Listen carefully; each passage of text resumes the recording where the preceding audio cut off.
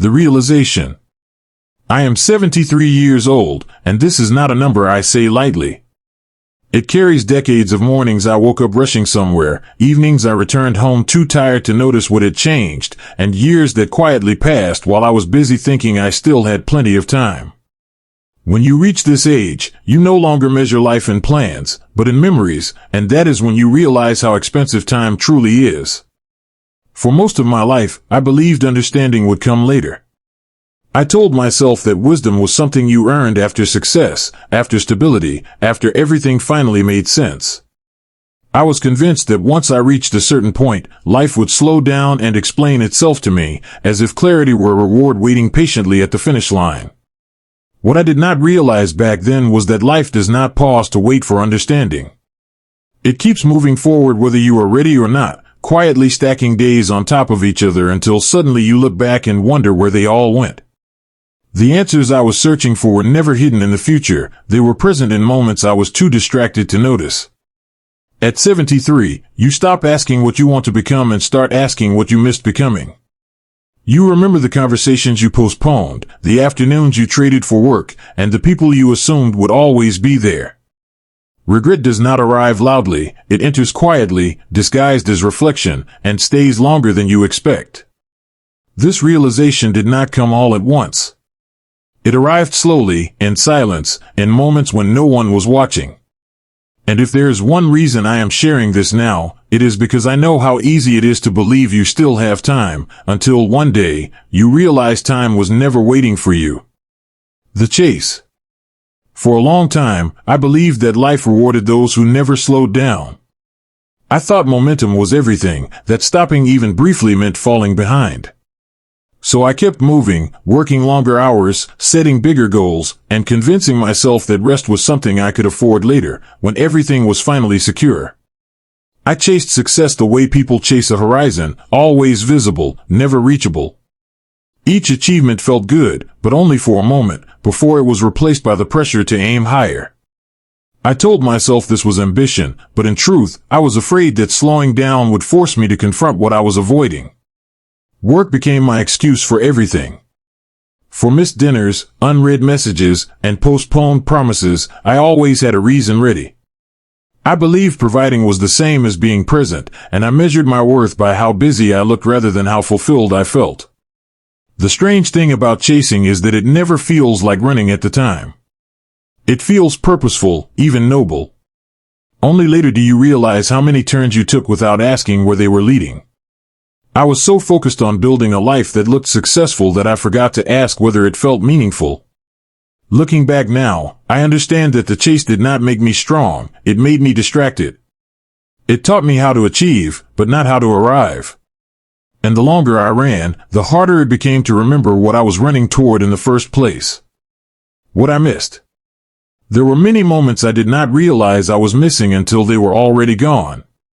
Not dramatic moments, not life-changing events, just ordinary days that quietly carried meaning. Dinners that turned into silence, conversations I half listened to, and smiles I acknowledged without truly seeing them. I assumed there would always be more time later. More weekends, more holidays, more chances to sit down and really talk. I believed people would wait, that relationships could be paused and resumed whenever I was ready. Life, however, does not work on assumptions, it moves forward regardless of our intentions.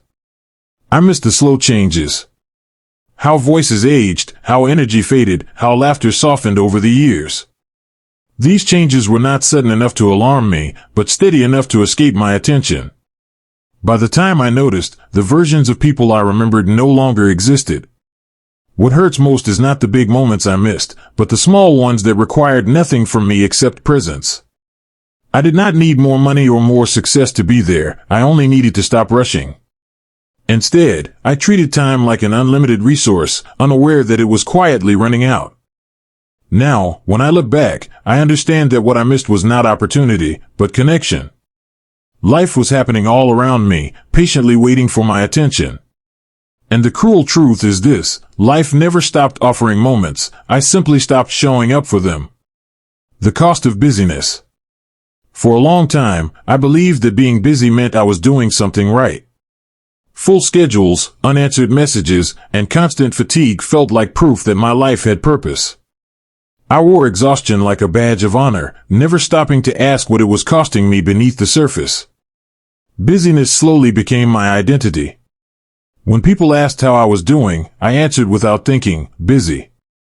It sounded important, respectable, almost admirable. What I did not realize was that I was using busyness as a shield to avoid silence, reflection, and the uncomfortable questions I did not want to face. The more occupied I became, the less present I was. I was physically there but mentally elsewhere, always thinking about the next task, the next deadline, the next problem to solve. Over time, people stopped expecting my attention, and I barely noticed when their expectations quietly faded. What busyness took from me was not just time, but awareness. I stopped noticing how tired I was, how strained my relationships had become, and how little joy I felt despite all my effort.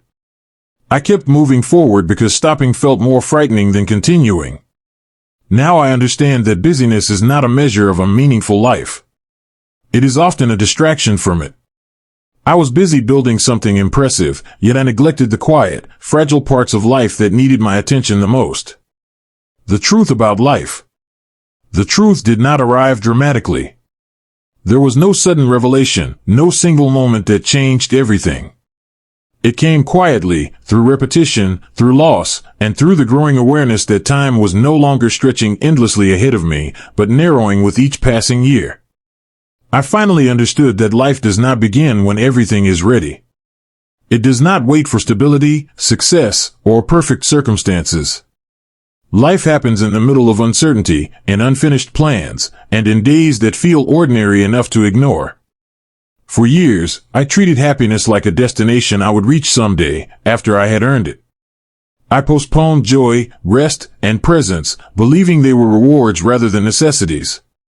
What I learned too late is that happiness is not something you arrive at, it is something you practice while life is happening.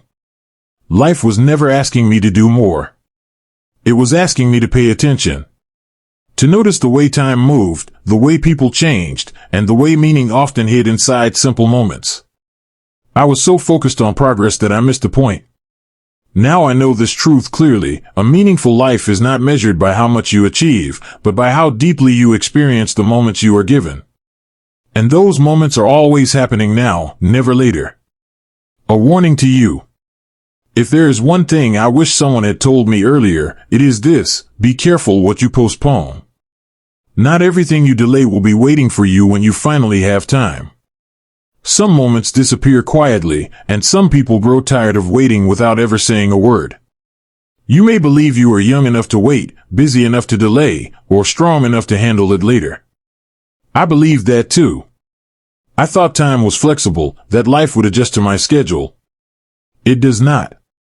Time moves forward with or without your permission. Work hard, yes. Build something you are proud of. But do not confuse productivity with purpose.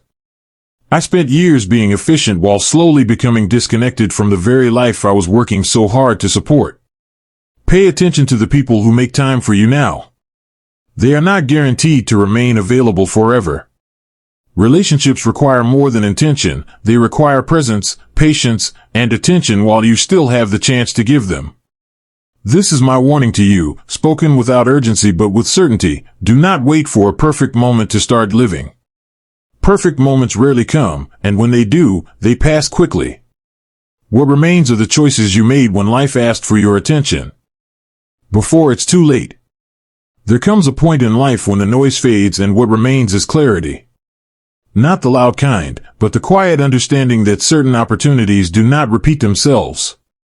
You begin to see life less as something to be managed and more as something to be experienced while it is still within reach. Before it is too late, allow yourself to slow down. Sit with people without checking the time. Listen without planning your next response. These moments may feel small now, but they are the ones that will return to you when everything else has faded. Do not wait for life to become easier before you appreciate it. Ease is not a requirement for meaning. Some of the most important moments happen in the middle of uncertainty, when nothing is fully resolved and yet everything feels real. If you still have people you can call, conversations you can have, or apologies you can make, do them now. Time does not announce its final chances. It simply removes them one by one, without explanation. And when you reach the later years of your life, I hope you will not measure it by what you accomplished, but by how deeply you lived. Because in the end, life does not ask how busy you were, it asks whether you were present.